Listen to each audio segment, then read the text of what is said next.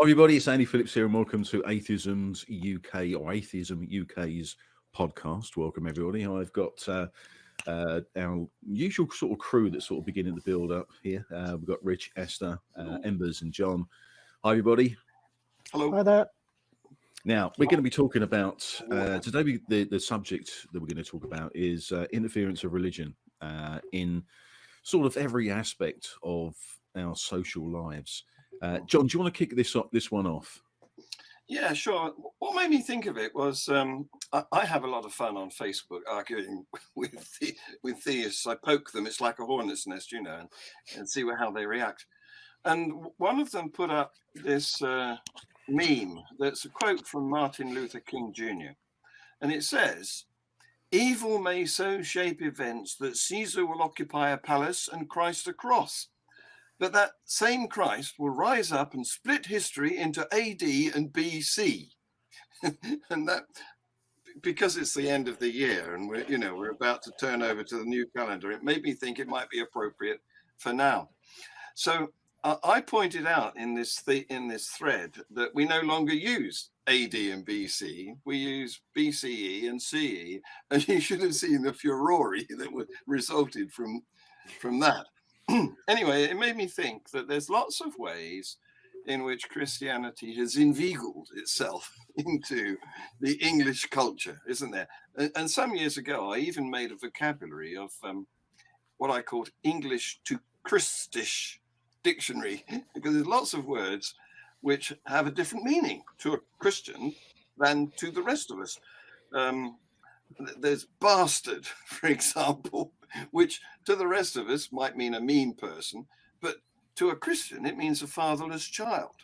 Then there's blasphemy, which it would mean a punishable insult to God or Jesus, and doesn't really have any meaning to atheists. The ultimate victimless crime, in fact. Exactly. Yeah.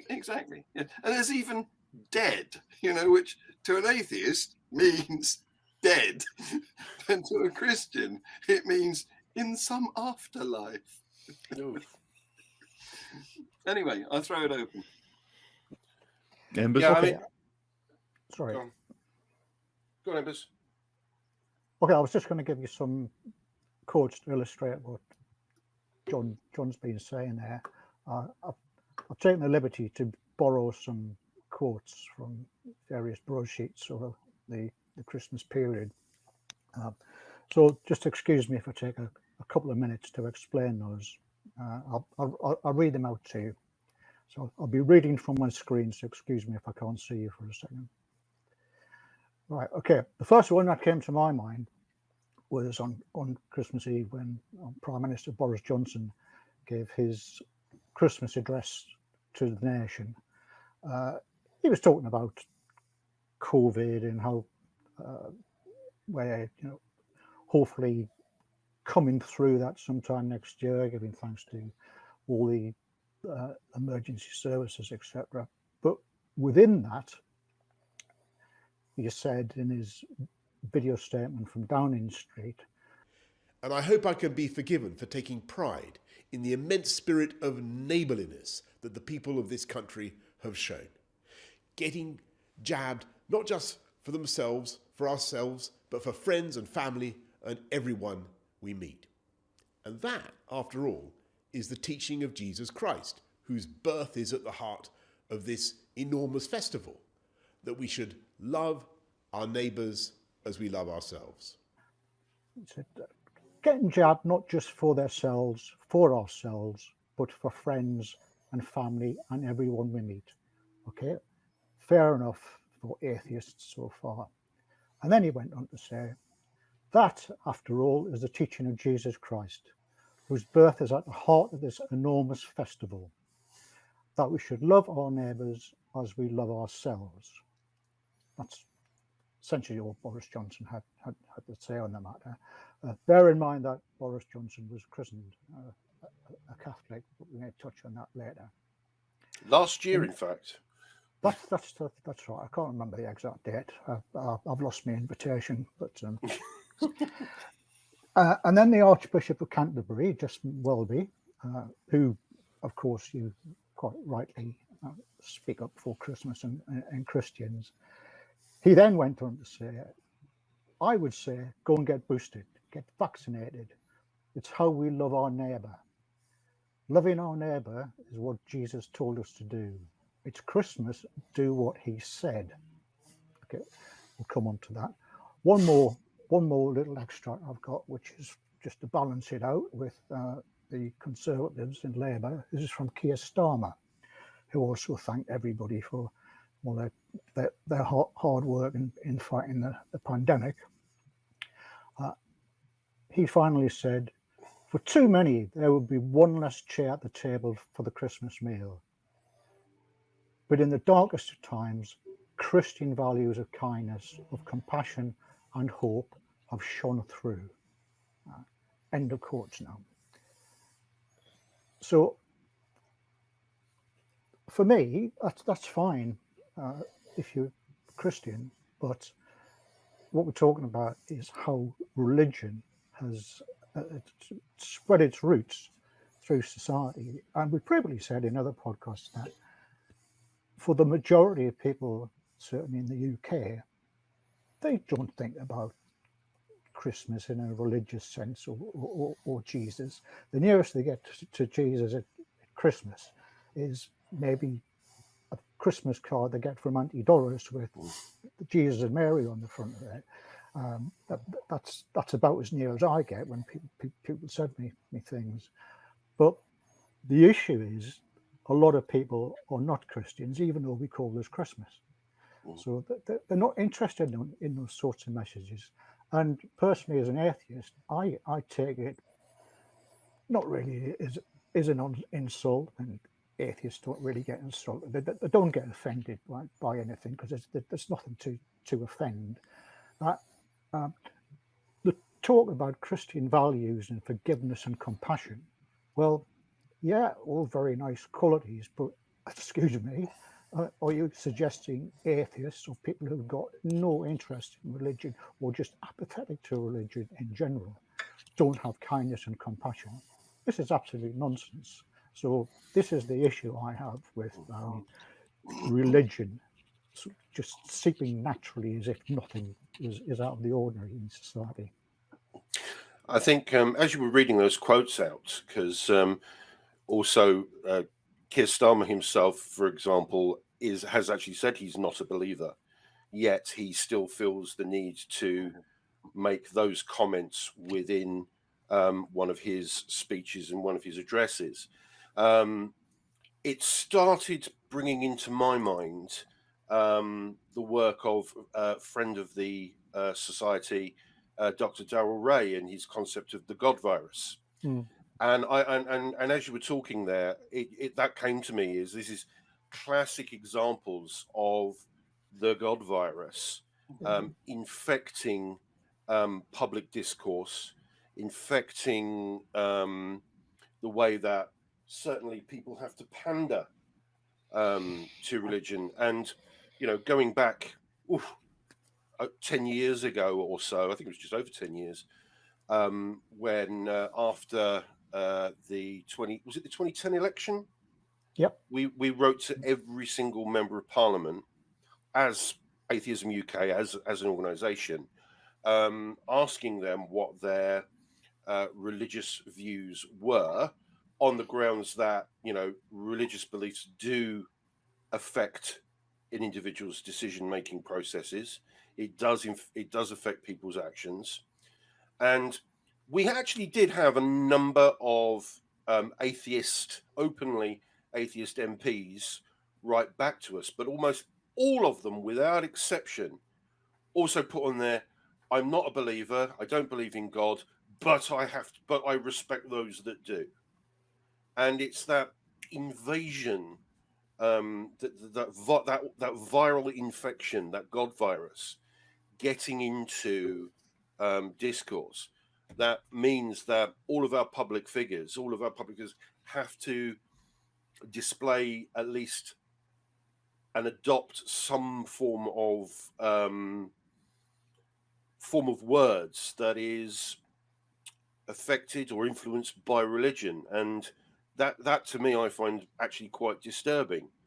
And to come back on the Justin Welby comment, firstly, I don't recall anywhere in the Bible Jesus saying, take your shots. And actually, there are a lot of very, very religious people out there who are actually refusing to take their vaccinations on the grounds of religion. And in fact, the take-up of corona vaccines are higher amongst the non-believing population than the believing population. So it's really interesting that, again, well, I mean, you would expect it from Justin Welby. As I say, he is the Archbishop of Canterbury. The clue is in his job title there, that he would inveigle God talk into it. But when you have senior politicians on all sides of the political spectrum, because again, we're not partisan here, it does speak to how religion still infects the mindset of a lot of people. What I'd really be interested to know is from Esther, as you are, I say, a recent deacon convert and you've come out of religion, when you were in, how did the religion itself see itself when it comes to things like public life, public discourse, and the role of religion in everyone's daily lives? Are you sure that there's nowhere in the Bible that says you have to take your vaccine? Not that I'm aware of. Because you know that there are missing books of the Bible. There's some Bibles have 66 books, some have 87, some have. So it might be in one of those. Yeah, one you're of those right. missing You mean we might books, have missed maybe. it? Yeah, we might. I mean, bearing in mind, you know, I'm sure that a couple of versions of that Bible were written after Edward Jenner created vaccines. Right. When did he do that? Was it like the 17 or 1800s? I can't remember. I think Job is a mistranslation. It should be jab. Jab. And of course, that is actually the oldest book of the Bible that we know of. So you know, you're right, Esther. It might go back a long way. Can I just say one thing here? That when I watched that Boris Johnson appeal for people to take their jab and sort of invoking the Christian spirit to do it, the thing that I didn't see it, unlike you, Embers, I didn't really see it as this infestation of religion coming into it. I didn't see it as that at the beginning. When I first watched it, I was thinking to myself, I don't think personally that Boris Johnson believes for 1 second in God. I really don't. He's just one of those guys. I can't see him believing in God. He believes in himself quicker than believing in God. But when he was doing that, I think the reason why he did it is because he realizes that there's a lot of people who are religious out there who don't or won't take the jab. They won't take their vaccine, no matter what the science is and no what the evidence to back that science is. And I think it was an attempt to trick them into doing it because of their religion. You know, so do what Christ would have done. He would have done it for his neighbors. This is what you're doing it for. And I think that is in some ways even sadder, that you've got to try and, leverage their religious mindset. That's a very charitable interpretation of. I don't think it's charitable, John. I think what it is trying to get people who won't believe. I mean, we know that religious people. There's a lot of religious people who are anti-science, very anti-science. True. And there's a lot of religious leaders out there who have overtly said, "Don't take the vaccine; it's against our religion." True. Yeah. Right. I was going to answer Rich's question when you're done, Andy. Yeah, I was just saying. I think it's just some. I just want to come back on Andy's point there for a second. I think that's true for Justin Welby. I'm not necessarily sure it's true for Boris Johnson. I think Boris Johnson just came out of his mouth because that. Well, obviously it was scripted, but It was Well, scripted simply because that is just what you say. skeptical me, He's a politician. I'm thinking he's not doing it to save the planet from the virus. He's doing it for the votes. Oh yeah, yeah. He's a politician. Yeah, he's doing it for the votes, but just the thing that struck me straight away was you've almost got to try and trick religious people into saying, look, this is religious. You know, so take the vaccine because it's religious. Oh, it's religious. Well, I'll take the vaccine then. I think if that were the case for Johnson, he would have made much more of a meal of it than he actually did. Yeah, maybe, but I think I think it was carefully scripted into that speech to try and cajole people who are religious, who are anti-science.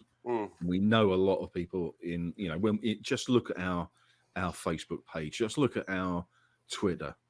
The amount of people who are, flat earthers, climate change deniers, anti-vaxxers that are religious, and they do it because of their religion. And I think it was just carefully written in that script to sort of subtly poke them in. Well, I was going to say poke them in the eye, but maybe poke them in the eye might be a better. I'm not sure he follows. I'm not sure he follows the script. You remember the Peppa Pig speech? Oh no, I think that was hysterical. But no, I think this was just trying to cajole them into sort of going, do what Christ does, look after your neighbour. So get the bloody jab. Bear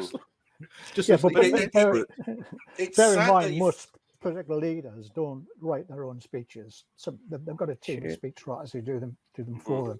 The things you see where Boris Johnson, I think, in a lot of respects, he is quite good at doing things on the hoof, ad hoc. And this is where we get, humorous things like Peppa Pig coming from.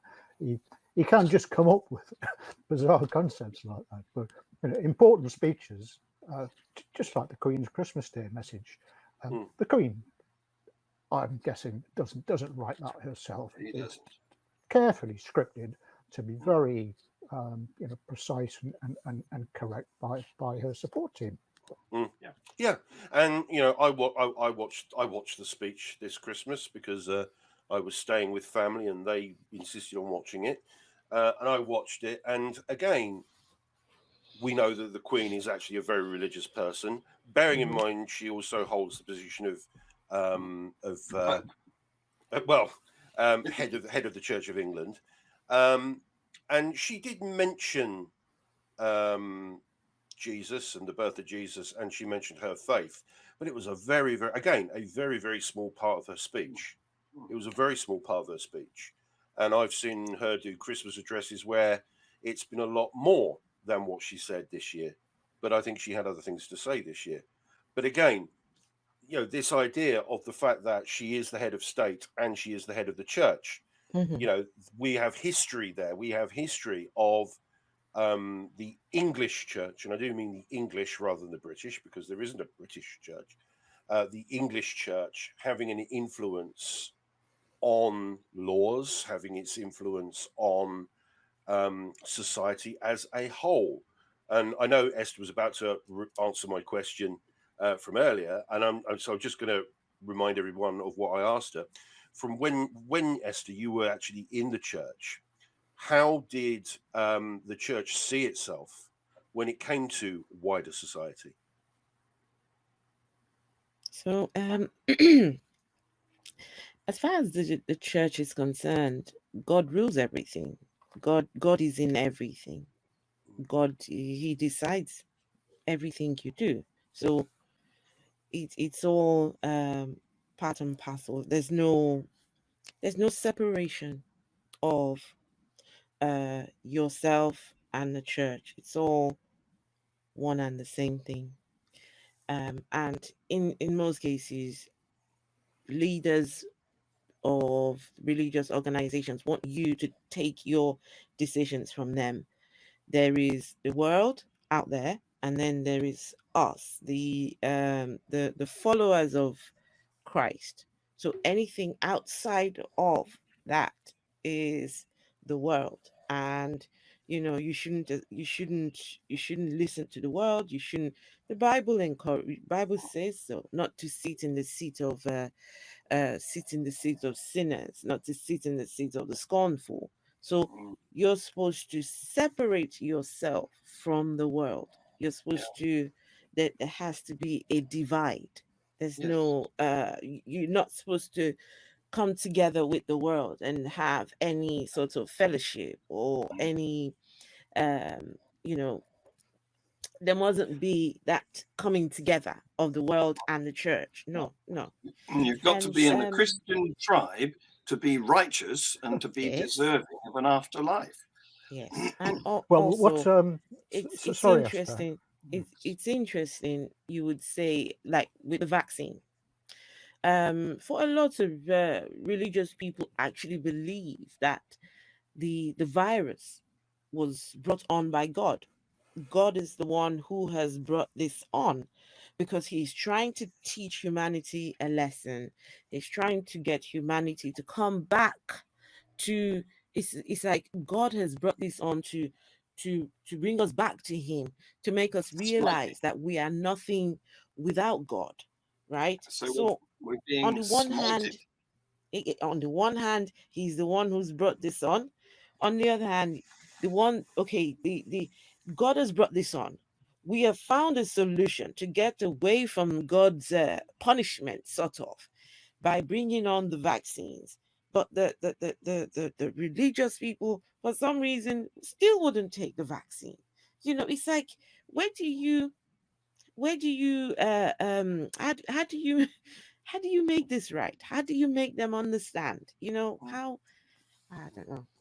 So, interesting to come back on one of the things you just said there. You said that within your church, there was this separation of the church from the world. Yes. Did the church itself have aspirations to influence the world, or Oh, was it just a case of absolutely. turning your back on it? The whole idea is to influence the world. The Bible says you should go ye into all the world and preach the gospel. The And Great Commission.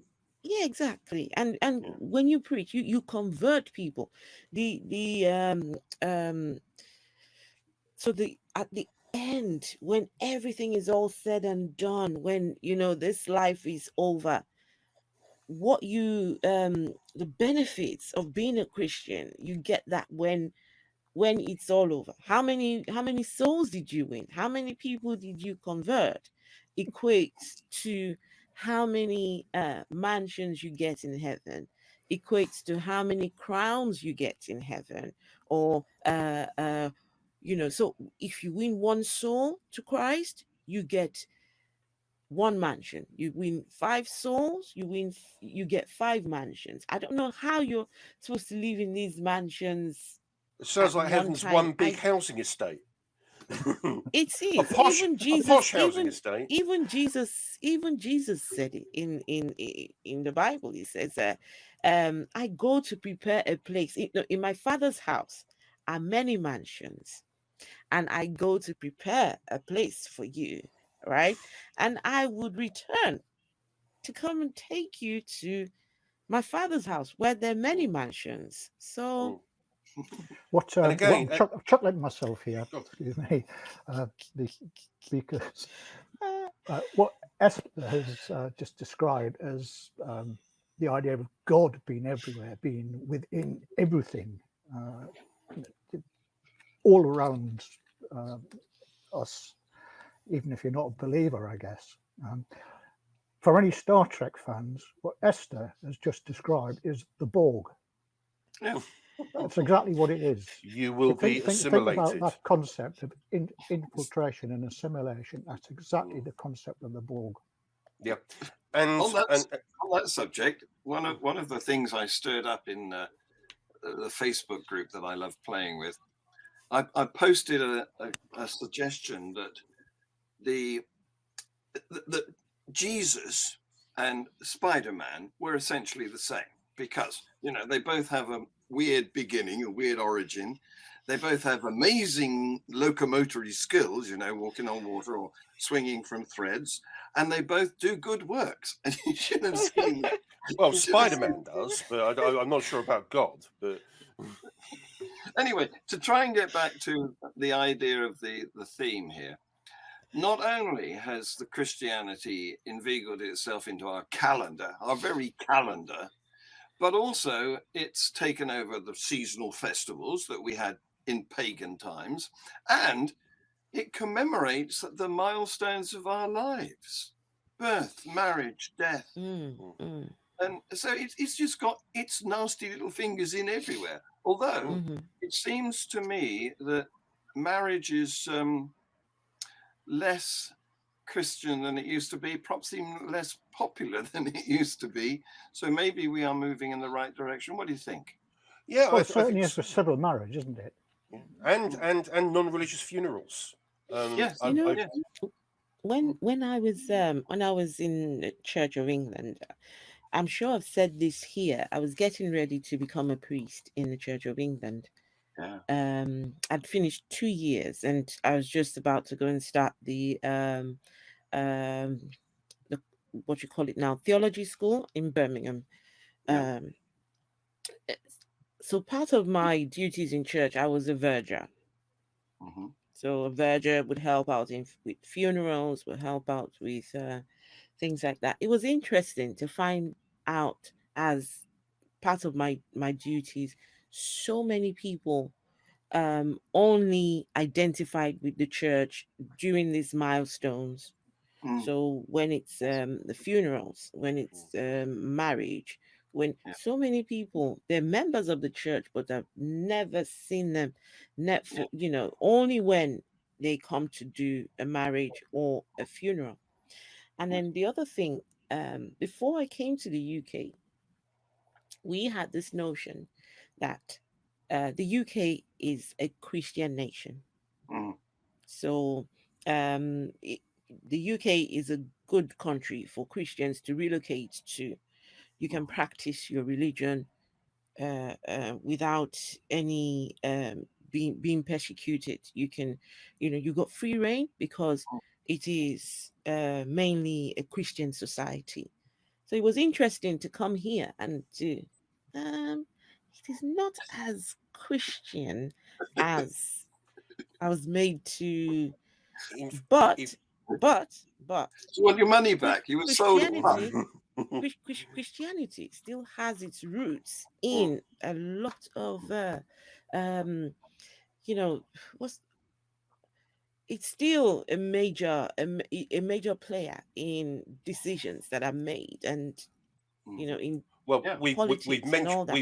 we've mentioned the bishops in the House of Lords before, and as well as all of them. Yes. But one thing I will say is, if you are a Christian and you want to practice freely, this is a great country to come in, because you're not going to be discriminated against because of it, and that is actually partly because we are actually secular and we allow for freedom of religion as a fundamental right.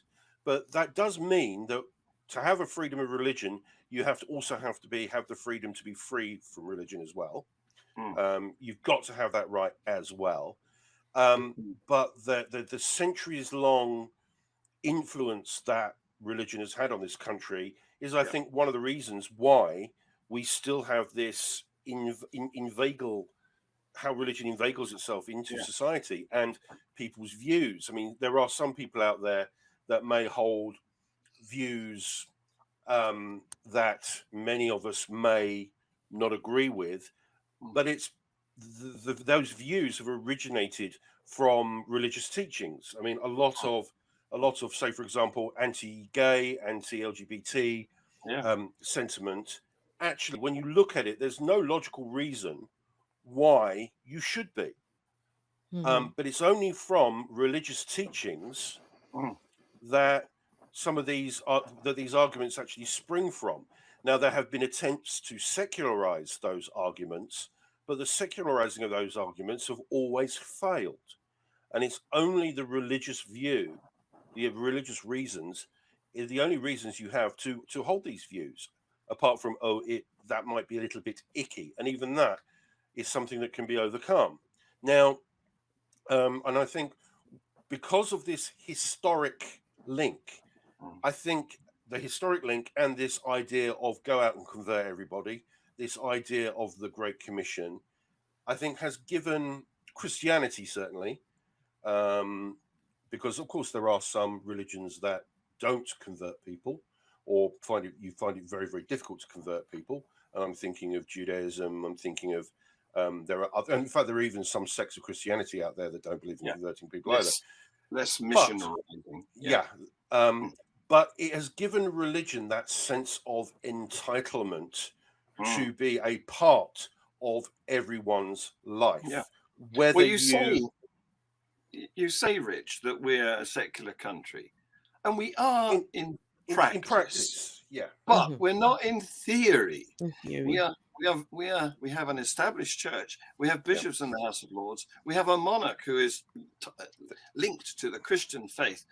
We have compulsory worship of a Christian nature in school. Okay, it's not followed very assiduously, but in fact, I know a number of heads that actually But this is what AUK should be campaigning for.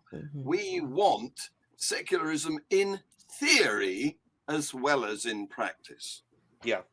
As opposed to, say, the United States of America, which has secularism in theory, but not in practice. Yes. I'm quite hopeful. So can I go just ahead. share? I just want to share a little bit about my personal journey from being religious and then now becoming secular and making that shift, and why religion, as much as religious people promote and will tell you religion is good and all of this stuff, the dangers and the negatives of religion is when I was making my way out, I have told, I don't know if I must have told you guys as well, I felt like I'd lost my identity. I felt like I had lost who I was, because all of my just myself and my personality, who I was all based in God and religion, and that's how I was molded to feel. And so coming away from that, I started asking, so how am I supposed to live my life now? What are the things I'm supposed to be thinking? It was a real it was a real huge issue, because I felt lost. I felt like I didn't know, like a baby learning to walk, what is good and what is bad and what is, just the mind. So, and that's why AUK, right, has been very helpful.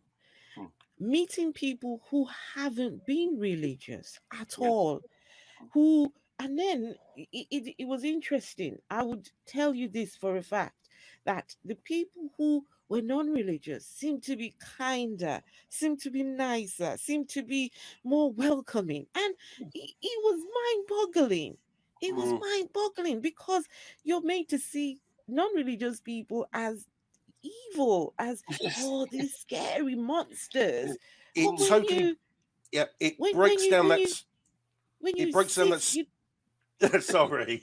Exactly. When you sit and talk to them, and you think, goodness, that's right. Yeah. We're humans. But it breaks down that stereotype that you were taught about what non-believers are actually like. Non-believers, there's nobody that does, none of them do anything good, and none of them, they're immoral. They do it because they want to sin. I think that might be a good topic for another podcast. But and then you actually meet us and you find out actually we do care, and many of us have become atheist activists because we care about the malign influences of religion. Now, when religions do good things, and let's be honest, a couple of them do every now and then, but they don't do it actually. These are what I describe as human traits. These are the desire to try and help other people, and we've all got that. Most, unless you're a psychopath, we've all got that. And we don't need religion to do that.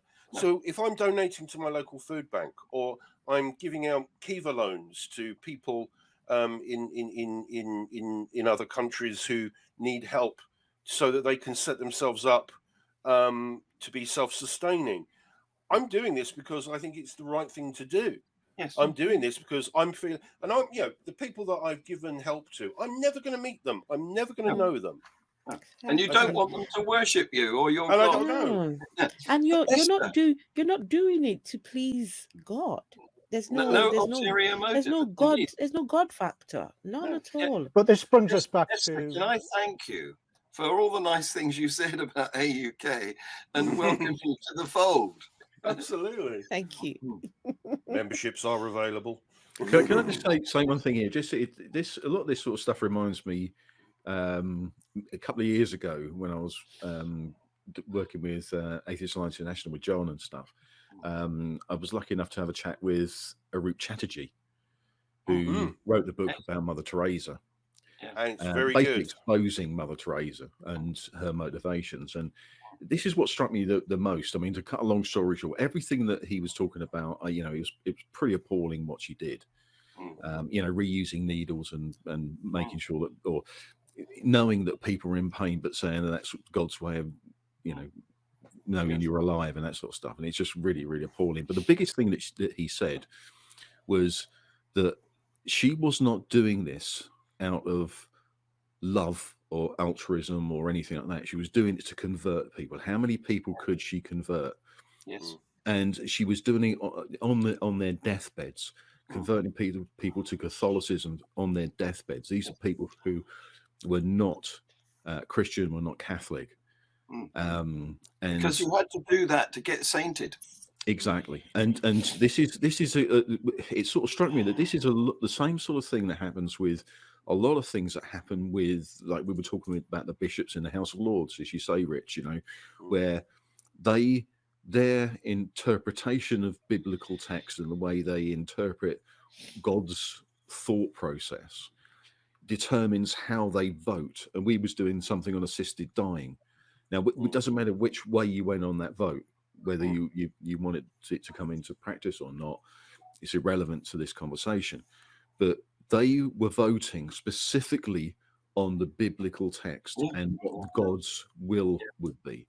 And that is exactly the sort of thing I'm talking about. The stuff that when we talk about infiltration of Christianity or any religious concepts into our public life, if it's determined on what an old book says rather than what is in your heart and in your mind, then that is, I was going to do a really bad swear there, that is really, really unacceptable. And for a lot of people, what is in their mind is influenced by what's in that old book. That's the point I'm trying to make. It's like a lot of these things that a lot of the political decisions and things like that. Everybody has a worldview, and if you've got a religious worldview and you believe in that, because most people who have some sort of fey religious worldview, they call themselves Christians or they call themselves Muslims or Buddhists or things like that. They don't really believe in all that stuff. It's just like cultural most of the time. But if you really believe in that, your worldview is going to be dictated by your religion. Yeah. And if religion isn't there for the well-being of humanity, it's there to convert people from one to your faith, which is what a lot of the arguments are. The reason why they put these arguments out, if it's not there to really consider the well-being. We talk about this assisted dying thing. It's not, they weren't doing it on the well-being of humanity or the well-being of an individual. They were doing it from their worldview of religion, and that is disgusting. Absolutely. And to go further to my point about, or rather Darryl Ray's point, even if you're non-religious, you can be influenced by the pervasive religious culture that is around you. They still has an effect. Yes. And it's an effect that they don't want. I mean, whether they're conscious about this, I don't. Whether the religious people are conscious of this, I don't know. But I think it's an influence that they desperately do not want to lose. And I think it's one of the things that I talk about in some of the things that I've written over the years is the internal self-defense mechanisms of these religious thoughts, and what they're trying to do is they're trying to protect themselves, but still having that influence without being overt about it. You know, so yeah. This brings us back to Christian values, compassion, etc. We've touched on before. You know, it is a bit rich to not include non-Christians or non-believers in that, who are perfectly decent people, and all this comes from evolution and living together in society. For everyone, and how many times have we heard this over the years? People who are not religious say, "Oh, well, come on, it's Christmas." Yeah, I know. Oh, it's a Christian country. No, it's not. No, we can't be Christian. People can be Christian, but for every good thing that is claimed in the Bible, that Jesus was claimed to have said decades and decades before these texts were even written. If Jesus says, "Love thy neighbor," I guarantee if you go through and read the Bible, which most people don't, you'll find at least 100 ones that contradict that at all and are quite nasty, and just generally offensive. All the murder and rape and misogyny that goes on in the Bible. And every time somebody says, Jesus says this, you know, do what Jesus said, love your neighbor, etc. No. Just read the Bible. Don't just come out with these, you know, reiterations that you've heard before. Don't cherry pick. Well, that's exactly what happens, isn't it? Yeah. After all, love thy neighbor is the reason we had crusades and the Spanish Inquisition and the European wars of religion. And technically speaking, they were the same religions, but different sects of the same religion fighting against each other. It's why we have schisms. It's and ostracizing people.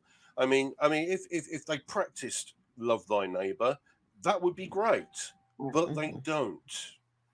And Embers, you talked on Jesus. Jesus, for all his life, was not a very nice person. If only they would open the book and read the book.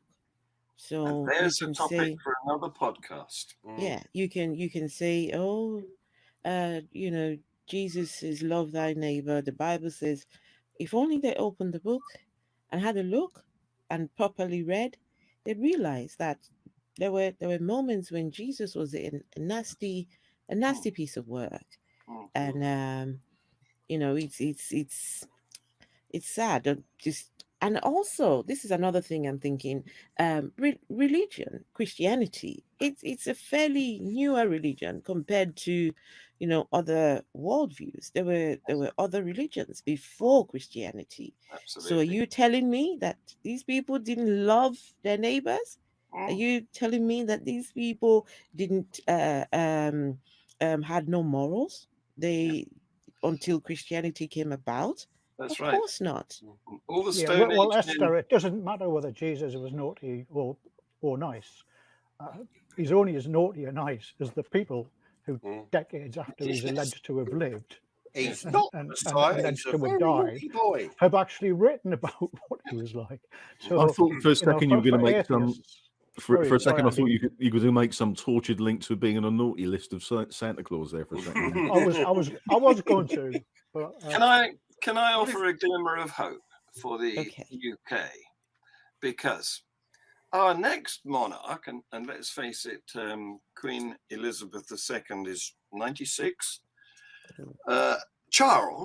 Prince Charles, has expressed a view that he wants to be the monarch of all faiths. Oh, the defender of all faiths, I think it was. Yes, the defender of all faith. Well, defender of faith. What about no faith? What about no faith? No, we're stuffed. Well, to my mind, getting away from a single faith into faiths in general is a move in the right direction. Okay. And at the end of that road, there's a secular UK. Okay. Yeah, but interesting. remember, everybody says, reporters, doesn't matter who it is, politicians, whoever's saying this, they always say of all faiths and none. And It's none. always the none that comes last. Whereas Mm. most people, as we know, certainly in the UK, are just not interested in religion. They're not religious. You know, some of them don't care. And we're all born atheists, who would previously discuss in other podcasts before we get indoctrinated. I mean, if we could get to a society where nobody cared about it because nobody gave it a thought, that's my utopia. You know, we don't need to actively oppose it because it's not something that anyone ever gives a damn about or thinks about. Well, you And might that's what start we're aiming focusing for. on what's actually important as well. You know. Yeah. So Which is for me, humanity. it should be no faith. It shouldn't even be using the word faith. Oh, and some other people believe some other stuff. Although what I will say is the fact that even though we're included at the end, at least we are now included. I mean, I remember watching Barack Obama's first inauguration as president, and he actually gave the non-believers a shout out during his inaugural address, and partly the fact that I never thought I'd ever live to see a black president. I never thought I'd live to see an American president give a positive mention to non-believers in an inaugural speech. Now, what he did during his term of office is another matter, and it's not really what we're here to discuss. But that one moment, as I say, it's nice to be appreciated. It's nice to be mentioned when we were never mentioned before, but we still have the fact that the religion still has to be mentioned, and the fact that the president always has to end his addresses with "God bless America." It's it's pervasive, and that's a country that is, as you say, in theory, secular. So let's make religion as inconsequential as astrology, guys, shall we? Do you really think it's actually that inconsequential for some people? Seriously, there are people that do. I know them that actually live by what their horoscope says. Yeah, that's something for another podcast.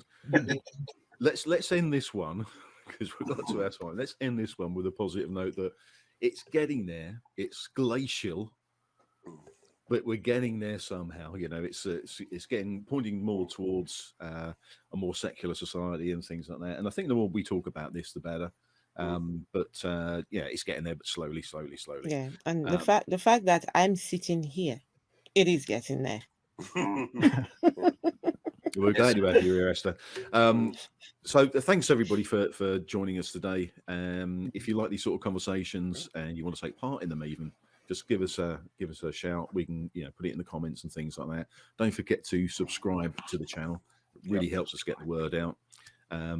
Subscribe. Also, as this is our first podcast that is going out in 2022, I think on behalf of everybody, I would also like to say to all of our friends, to all of our subscribers, to all of our followers, have a happy New Year, everyone. Happy New Year. Happy New Year. Cheers, everyone. See you later. Bye. Bye now. Well, thanks for joining us today, and don't forget to click that like button. Also, make a comment, and of course, subscribe to the channel. We'll see you next time.